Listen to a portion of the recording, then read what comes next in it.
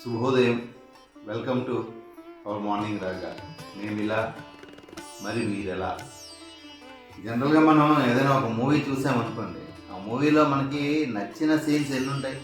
ఇప్పుడు ఎగ్జాంపుల్ కొండవీటి దొంగ చూసారు అనుకోండి, అందులోనే శుభలేఖ రాసుకున్న ఎదలో ఎప్పుడు ఆ పాట, చిరంజీవి స్టెప్, ఆ హార్స్ రైడింగ్, ఎక్కడో ఒక డైలాగు.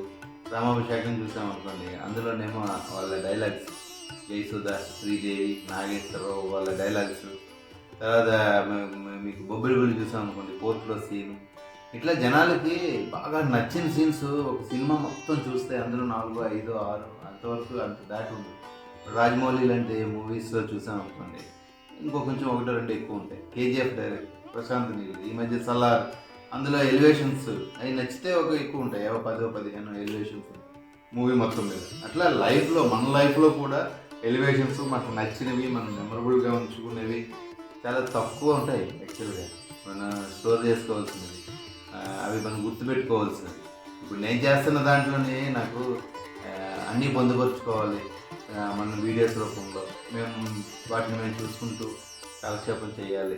దీని గురించి యాక్చువల్గా మేము చేస్తున్నది. సీనియర్ సిటిజన్స్ ఎలా ఉండాలి, లవ్ ఆఫ్టర్ 60s, మా ట్రావెల్ ఎలా ఉండాలి, అన్ని లవ్లీగా వెళ్ళవు కదా. అందులో అమృతాంజనం బాటిల్స్ ఉంటాయి, చిరాకులు ఉంటాయి, తరాకులు ఉంటాయి, ప్రేమలు ఉంటాయి, అన్నీ ఉంటాయిగా. అట్లాగే యాక్చువల్గా మాకు ఒక 2 days నుంచి ఇది నడుస్తుంది అనమాట. యాక్చువల్గా ఎవరికి ఏమి వచ్చిందో తెలియదు, కొంచెం హ్యాండ్ కొంచెం పెయిన్, చెయ్యి అంతా వాపు, హాస్పిటల్కి వెళ్ళడం, బ్లడ్ టెస్ట్ చేయించడం, మళ్ళీ రావడం, అట్లా నడుస్తుంది. ఇవాళ కూడా అంతా అదే పని.